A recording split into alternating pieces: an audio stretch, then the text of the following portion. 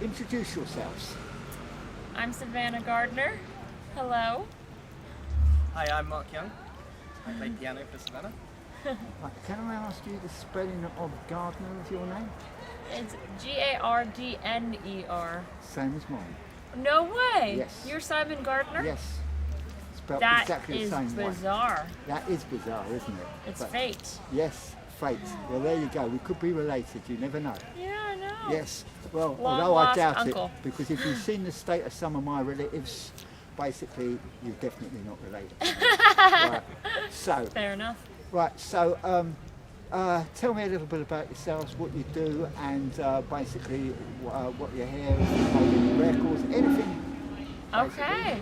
Just- Yeah, well, I'm a country music artist, singer-songwriter from California, but I now live in England because my parents are English, so I'm a dual citizen. And I specialize more in outlaw country music, like along the lines of Johnny Cash, Willie Nelson. That's what I like. The greats. The greats. And yeah, I'm putting out music pretty much every other month. I've put out my first single, Heartbreak River, put that out in June. And I have another single coming out in August. So it's pretty much just like the career is starting and gigs are happening after COVID, and it's just amazing. So, And then- have you got a record label? no, not yet. Independent, but we're working on it, aren't we? Always. But right now I like independent life. Yeah, you think? Yeah, I'm learning from you. Oh my gosh. Nobody Well, wants to be tied to a record company these days anyway. You know? Yeah. It's like all the best artists produce your own stuff, so now, Yeah. you know what I mean? You don't want to chase them. You want them to chase you. Of course. And how did you two meet? How did we meet? So, The artery. the artery. Yeah. So we met at, it was an event, it still is, based in Map Studio Cafe in Kentish Town. And it sort of started as an open mic and a jam night became a whole scene, and we were both from there. So we were playing 2 years ago. 2.5 years ago? something like Yeah, every Thursday or every other Thursday there's this open mic. And it's great, all ages, like everyone just drinks and smokes spliffs and weeds. Where is it? It's in Kentish Town. Grafton Oh, Road. good. I lived there for donkey's years. It was rough when I lived there. In fact, I don't think you were allowed to live there unless you were a criminal. It seemed that way anyway. But anyway, so what are you trying to achieve with your music, and what are your songs about? And tell us more about sort of like your artistic events. Is that the word? I guess so, my ventures. I just obviously country music isn't huge in England, so it is a fun place to kind of bring that genre to, because it's all, country music is all about like day-to-day life, heartbreak, all that stuff, and for me, being a female in this day and age is really important in my messages, and just like, trying to make people happy with music. I agree. Making people happy That's anyway. that's the key. There's too much misery. And connection. And you? Where do you think you're going with all this music and stuff? What do you? So I have my own band I run sort of principally, which is my Ampersand. Now I knew you were going to say that. Yeah, So right. that's- Okay. So that's what I And kind of. ampersand is amazing. Thank you so much. So we're doing a couple of things for that. Yeah. And but I also I think one of the reasons we kind of got together was I really enjoy kind of, I don't know, just adding something to other people's music and just seeing what I can do to kind of lift something in a way. Not that it needs anything without me, but it's something nice to kind of like, it's sort of like jamming but in a kind of constructive way, just kind of seeing what you can do to kind of like add something around things, and that's I get a real kick out of that. So. And what sort of music Aw. is your band? We're kind of it's a bit of folk, a bit of blues, a bit of kind of indie stuff, sort of. I guess mixing together those things and then seeing what kind of comes out at the end. Yeah. Yeah. Folks coming back big at the moment. What is it? Big City Sinners? You've heard of them? Which one? Bridge City Sinners, they're American. No, I haven't. Right. Oh, I should yeah, check yeah, them look out. them up because Yeah. they are amazing, and they're like this folk sort of like punk sort of folk band. All that's basically describing this punk sort of folk band. Absolutely brilliant. Oh, the lead singer, this girl, she's brilliant. She's got tattoos everywhere, but she's amazing. You know what I mean? So yeah, they're really good. I think, But, yeah. Sorry, go on. so no, I was going to say, but I think music. Do you think music is going in the right direction in all countries, or America here? Do you think it needs changing somehow? I mean, I think that's a really good question. I think the way I see it is there's a lot of diversification. So you used to have like a mainstream that everybody watched, Yeah. and then you'd have some counterculture. And now everything's jumbled up in 50 different places. And that's actually, as long as you do your own homework, you research and go to different places and try things, there's a lot of really, really interesting things happening out there. Yeah. But it's hard to know where they are, so that's I'd say it's confused, Yeah. but probably in a good way, Yeah, so I grew up in the punk era when everything was more a bit DIY. Sure. You know what I mean? DIY, you know what I mean? Everything was like very dark, people made their own bloody records, their own covers, and it was all a sort of like DIY thing, you just got up and did it. It didn't even matter if you couldn't play, you know what I mean? Absolutely. But it was, do you see any of that these days? Do you think that's sort of like there's more people getting to sort of just getting up and doing it more nowadays, or do you just think people are sort of like not so much? That's a really good question as well. I think a lot of people have to do it themselves, but it gives them a lot more freedom.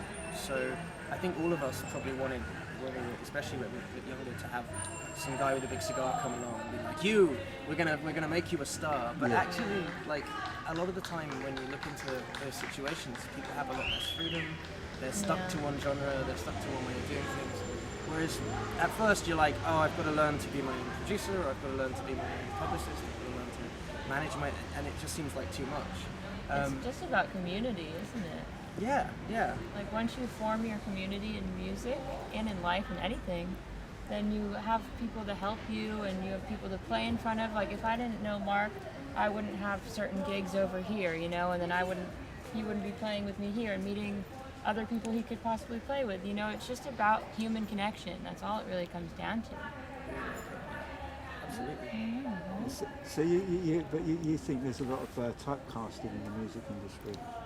In the commercial world, yeah, for sure. Yeah. I mean, it is kind of, there's a formula now in like the top 40s that you can't get in the top 40s without following that formula, but there's so much music out there and that you can easily find with like Spotify and playlists and all that stuff. Like it's not as important, I don't think, unless you're like Taylor Swift getting 40 million. Like you can find your fans online because everyone has access to you.